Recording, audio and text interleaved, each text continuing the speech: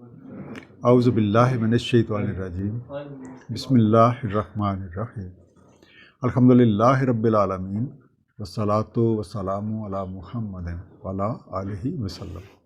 اس دعا کے ساتھ کہ اللہ تعالی ہم سب کو اپنے حبیب رحمت العالمین نبی پاک صلی اللہ علیہ وسلم کے طفیل قرآن کریم کا صحیح مفہوم عطا فرمائیں۔ آئیے مطالعہ قرآن کا آغاز کرتے ہیں۔ سورہ البقرہ رکوع نمبر 36۔ بسم اللہ الرحمن الرحیم۔ مثل الذین ینفقون اموالہم فی سبیل اللہ، مثال ان کی جو خرچ کرتے ہیں اپنے مال فی سبیل اللہ، کمثل حبۃ انبتت سبع سنابل فی کل سنبلۃ مئۃ حبۃ، ایسی ہے جیسے ایک دانہ اگیں اس سے 7 بالیاں اور ہر بالی میں ہیں 100 دانے۔ واللہ یضاعف لمن یشاء، اللہ تعالیٰ اضافہ کرتا ہے اس کے لیے جو چاہے۔ واللہ واسع علیم، اللہ تعالیٰ وسعت والا علم والا ہے۔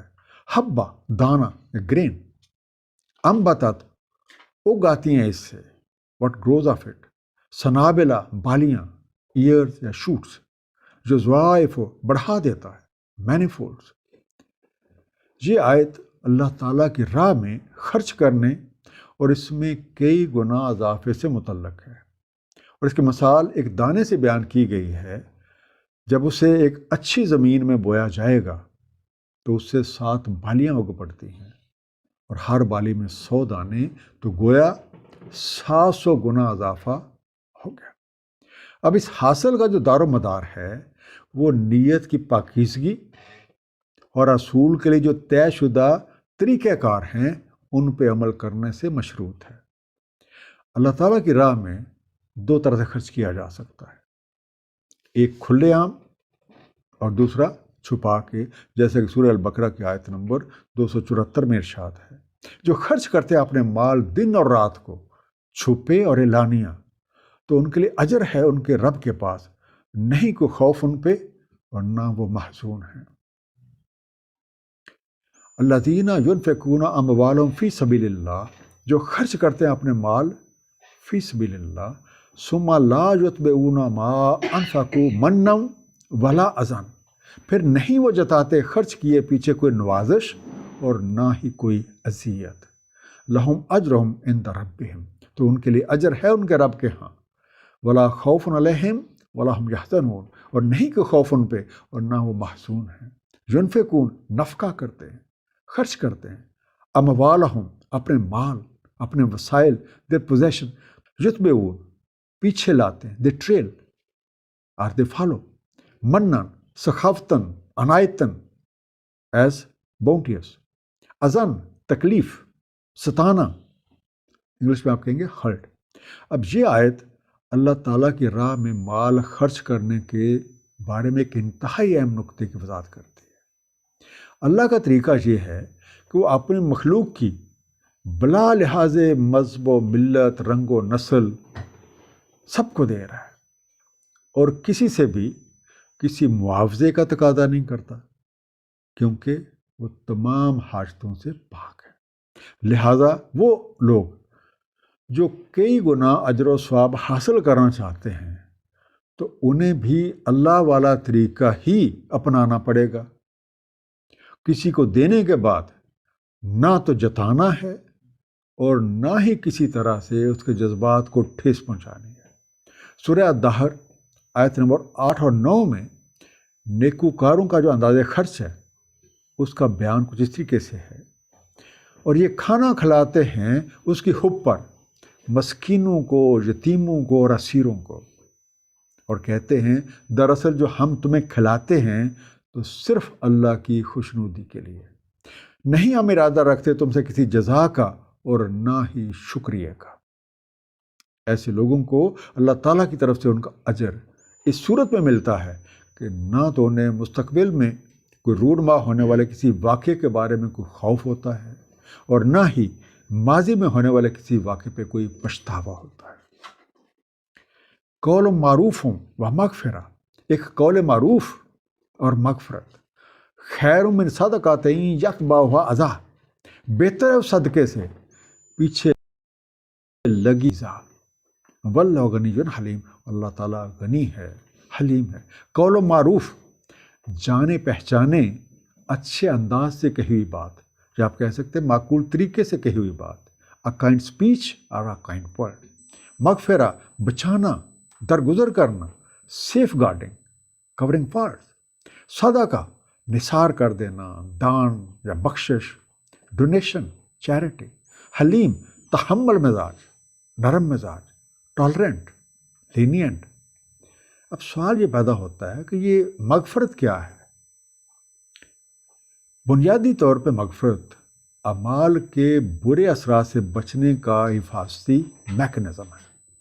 جیسے بارش سے بچنے کے لیے جب آپ گھر سے باہر نکلتے ہیں تو چھتری لے لینا، تو یہ بارش کے خلاف مغفرت کا بندوبست ہے۔ یا کسی موذی مرض سے بچنے کے لیے پیشگی طور پہ کوئی ویکسین لگوا لینا، تو یہ اس بیماری کے خلاف جو ہے یہ مغفرت ہے۔ تو جب ہم اللہ تعالیٰ سے مغفرت مانگتے ہیں تو اس کا مفہوم یہ ہے کہ ہم اللہ تعالیٰ سے اپنے جو اعمال ہیں، خاص طور پر جو برے اعمال اور جو معاشرے میں پائے جانے والے جو برے اعمال کے برے اثرات ہیں، اس سے حفاظت کی درخواست کرتے ہیں۔ ایک عام تاثر یہ ہے کہ جب ہم سے کوئی غلطی ہو جائے تو ہمیں مغفرت مانگنی چاہیے۔ یہ بات پوری طرح سے درست نہیں ہے، کیونکہ غلطی یا گناہ کی صورت میں توبہ کی جانی چاہیے، اور مغفرت کی ضرورت ہمیں ہر وقت اور ہمیشہ رہتی ہے۔ ایک حدیث کے مطابق نبی پاک صلی اللہ علیہ وسلم کا فرمان ہے کہ میں دن میں 70 مرتبہ استغفار کرتا ہوں۔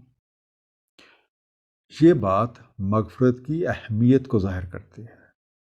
اس کی ظاہری شکل تو زبان سے ہے، لیکن اس کی عملی صورت یہ ہے کہ ہمارے قول اور فعل سے کسی کا بھی دل نہ دکھے، کسی کے جذبات کو ٹھیس نہ پہنچے اور نہ ہی کسی کو نقصان پہنچے۔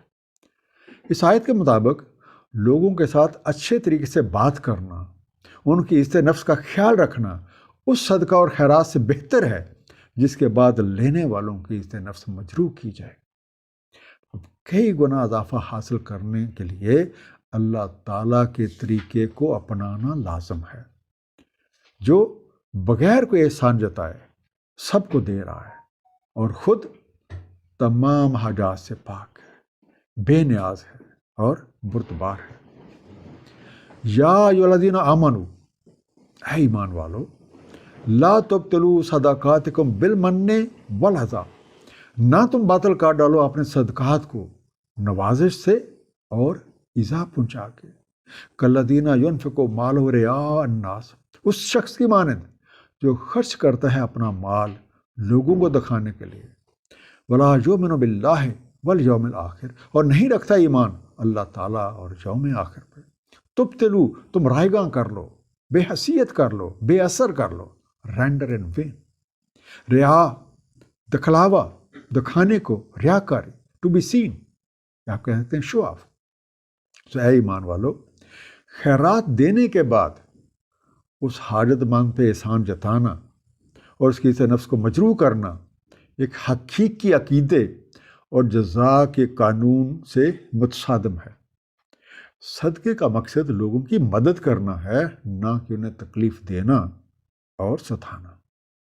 تو جو لوگ اپنی دولت نمود و نمائش اور داد و دہش کے لیے خرچ کرتے ہیں، در حقیقت وہ اللہ تعالیٰ اور موت کے بعد آنے والے جو مرحلے ہیں ان پہ یقین ہی نہیں رکھتے۔ آیت جاری ہے، فَمَثَلُهُ كَمَثَلِ صَفْوَانٍ عَلَيْهِ تُرَابٌ، تو ان کی مثال جیسے کہ ہموار چٹان اور اس پہ ہے کچھ خاک پڑی ہوئی۔ فَأَصَابَهُ وَابِلٌ فَتَرَكَهُ صَلْدًا، تو پڑے اس پہ زور کی بارش، سو کر چھوڑے اسے بالکل صاف۔ لا یقدرون علی شیء مما کسبوا، تو نہیں ہے انہیں قدرت کسی شے کی اپنی کمائی سے۔ واللہ لا یہدی القوم الکافرین، اور اللہ تعالیٰ نہیں ہدایت دیتا قوم کافرین کو۔ صفوان، ایک بڑا ہموار اور چکنا پتھر، یا آپ کہتے تھے ایک بڑی اور صاف چٹان، a large smooth stone or rock۔ وابلون، زوردار بارش، ایک ہیوی رین۔ سلدا، ننگا، بالکل صاف، بیئر۔ یقدرون ان کے بس میں، ان کے ہاتھ میں، دے ہیو کنٹرول۔ اب جس خیرات کا مقصد دولت کی نمود و نمائش ہو، اس کی مثال اس چٹان کی سی ہے جس پہ مٹی کی ایک بالکل ہلکی سی تہ چڑھی ہوئی ہو، اور تیز بارش کی صورت میں مٹی پانی کے ساتھ بہہ جاتی ہے، اور اگر کوئی تھوڑے بہت پودے بھی اگے ہوئے تھے تو ان کو بھی ساتھ ہی لے جاتی ہے، اور چٹان بالکل کسی دھلے ہوئے چکنے پتھر کی مانند رہ جاتی ہے۔ نمود و نمائش کی خاطر خرچ کرنے کا کچھ نتیجہ نہیں نکلتا، اور ایسے لوگوں پہ صحیح راستہ کبھی بھی واضح نہیں ہوتا۔ جب ایسے لوگ اپنی کوششوں کو رائیگاں جاتے دیکھتے ہیں تو ان کے منہ سے بے اختیار کچھ اس طرح سے الفاظ نکلتے ہیں جو سورہ الواقعہ کے آیت 66 اور 67 میں بیان ہوئے ہیں۔ بے شک ہم تو تاوان میں پڑ گئے، بلکہ ہم محروم ہی رہ گئے۔ وَمَثَلُ الَّذِينَ يُنْفِقُونَ أَمْوَالَهُمْ ابْتِغَاءَ مَرْضَاتِ اللَّهِ وَتَثْبِيتًا مِنْ أَنفُسِهِمْ، اور مثال ان کی جو خرچ کرتے ہیں اپنے مال اللہ تعالیٰ کی رضا کی تلاش اور ثبات انفس کی خاطر، کمثل جنۃ بربوۃ اصابها وابل فآتت اکلها ضعفین، مانند ایک باغ کے جو اونچی جگہ پہ ہے، پڑے اس پہ زور کی بارش تو لائے پھل کئی گنا، فإن لم يصبها وابل فطل، اور اگر نہ پڑے زور کی بارش سو پھوہاری کافی ہے۔ واللہ بما تعملون بصیر، اور اللہ تعالیٰ جو عمل تم کرتے ہو دیکھ رہا ہے۔ ابتغاء ڈھونڈنا، تلاش کرنا، سیکنگ، مرضات مرضی، خوشنودی لائکنگ، تثبیتاً جماوٹ اسٹیبلائز، جنت کہتے ہیں باغ کو، گارڈن، بربوا سطح مرتفع پہ، ایک اونچی جگہ پہ، آنا ہائی گراؤنڈ، اکلہا اس کی پیداوار، اس کی پروڈیوس، اس کا میوہ، اٹس ہارویسٹ، فطل ہلکی سی بارش، فوار یعنی لائٹ رین۔ اب دوسری طرف وہ لوگ ہیں جو اپنا مال صدق کے دل کے ساتھ اللہ تعالیٰ کی خوشنودی اور ثبات نفس کی خاطر خرچ کرتے ہیں۔ ان کے خرچ کیے کی مثال ایک بلند جگہ پہ واقع ایک باغ کی سی ہے جو تیز بارش ہونے کی صورت میں کئی گنا پھل دیتا ہے۔ بہرحال اگر تیز بارش نہ ہو تب بھی ایک ہلکی سی پھواری کافی ہے۔ ایسے لوگوں نے حقیقی معنوں میں اپنے آپ کو اللہ تعالیٰ کی رحمت کا مستحق بنا لیا ہے، اور ہم کہہ سکتے ہیں کہ وہ مال جس میں سب کے لیے حصہ ہے وہ پھلتا پھولتا اور دیر پا ہوتا ہے۔ اس لیے جو لوگ اپنے مال سے ضرورت مندوں کی مدد کرتے ہیں اور عاجزی اور انکساری کے ساتھ انسانیت کی خدمت کرتے ہیں وہی کامیاب ہوتے ہیں۔ اَیَوَدُّ أَحَدُکُم، کیا آرزو مند ہے تم میں سے کوئی، ان تکون لہ جنۃ من نخیل وعناب، کہ ہو اس کا ایک باغ کھجوروں اور انگوروں کا، تجری من تحت الانہار لہ فیہا من کل الثمرات، جاری ہوں جس کے تحت نہریں اور اس کے لیے اس میں ہر طرح کے ثمرات، وَأَصَابَهُ الْكِبَرُ وَلَهُ ذُرِّيَّةٌ ضُعَفَاءُ، اور آ پہنچے اس پہ بڑھاپا اور اس کی اولاد ہو ناتواں۔ اَیَوَدُّ، کیا پسند کرتا ہے، وڈ لائک، نخیل، نخل یا کھجور کے درخت، ڈیٹ پامز، آناب انگور کی بیلیں، گریپ وائنز، الکبر بڑھاپا، اولڈ ایج، ذریہ بچے، آف سپرنگز، یا آپ کہہ سکتے ہیں چلڈرن۔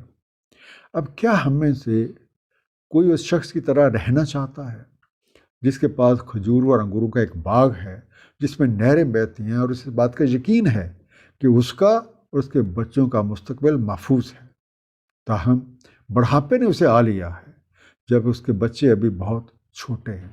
آیت جاری ہے، فَأَصَابَهَا إِعْصَارٌ فِيهِ نَارٌ فَاحْتَرَقَتْ، تو آپ پڑے اس پہ ایک بگولا جس میں آگ ہے اور وہ جل جائے۔ كَذَلِكَ يُبَيِّنُ اللَّهُ لَكُمُ الْآيَاتِ لَعَلَّكُمْ تَتَفَكَّرُونَ، اسی طرح روشن فرماتا ہے اللہ تعالیٰ تمہارے لیے نشانیاں تاکہ تم تفکر کرو۔ اِعْصَارٌ مروڑنے والا، نچوڑنے والا، ٹوسٹر، ٹورنیڈو، وارلڈ، فاحترق، سو وہ جل جائے، سو اٹس برنٹ۔ تتفکرون، تم سوچ بچار کرو، you reflect, you contemplate, you ponder. اب جس باغ کا ذکر ہو رہا تھا اس شخص کے پاس جو ہے، ایک دن اس باغ پہ ایک آگ کا بگولا پڑتا ہے اور سارا باغ جل کے راکھ ہو جاتا ہے. ذرا سوچیں اس شخص کی اور اس کے بچوں پہ کیا گزرے گی. یہ مثال ان لوگوں کے بارے میں ہے جو اپنا مال و دولت اپنی ذات اور اپنے گھر والوں کے لیے سمیٹ کر رکھنا چاہتے ہیں اور رائے خدا میں خرچ نہیں کرتے. اس طرح کی مثالوں سے اللہ تعالیٰ اپنے احکامات واضح فرما دیتے ہیں، اور تھوڑا سا غور و فکر کر کے ہمیں ایسی کئی مثالیں اپنے ہی معاشرے میں دیکھنے کو مل سکتی ہیں. اس آیت میں یہ سبق پہ نہاں ہے کہ ہر وہ چیز جس میں دوسروں کے لیے حصہ نہیں ہے وہ پھل پھول نہیں سکتی. لالچ اور ہوس کی آگ اس مال و دولت کو جلا کے راکھ کر دیتی ہے. اللہ تعالیٰ اپنے مخلوق کی بلا تفریق خدمت کرتے ہیں اور کسی سے بھی نہ تو کسی معاوضے کے خواہاں ہیں اور نہ کسی جزا کے. غیر معمولی اجر کے خواہش مندوں کے لیے بھی اسی طرز کو اپنانے کی ضرورت ہے. رائے خدا میں مقدار کی نہیں بلکہ اصل اہمیت خلوص نیت ہے.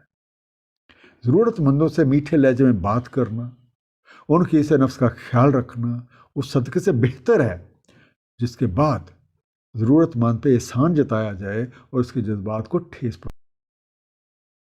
پہنچائی. کرنے والوں کا فعل اس شخص ہی مانند ہے جو دکھاوے کے لیے صدقہ دیتا ہے اور اپنا عمل ضائع کر لیتا ہے.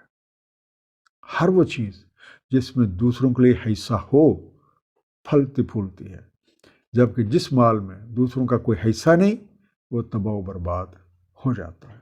اللہ تعالیٰ ہم سب کو قرآن کریم کو صحیح طور پہ سمجھنے اور اس پہ نبی پاک صلی اللہ علیہ وآلہ وسلم کی سنت مبارکہ کے مطابق عمل کرنے کی توفیق عنایت فرمائے. صدق اللہ العلی العظیم. صلی اللہ تعالیٰ علی حبیبہ محمد وآلہ وسلم.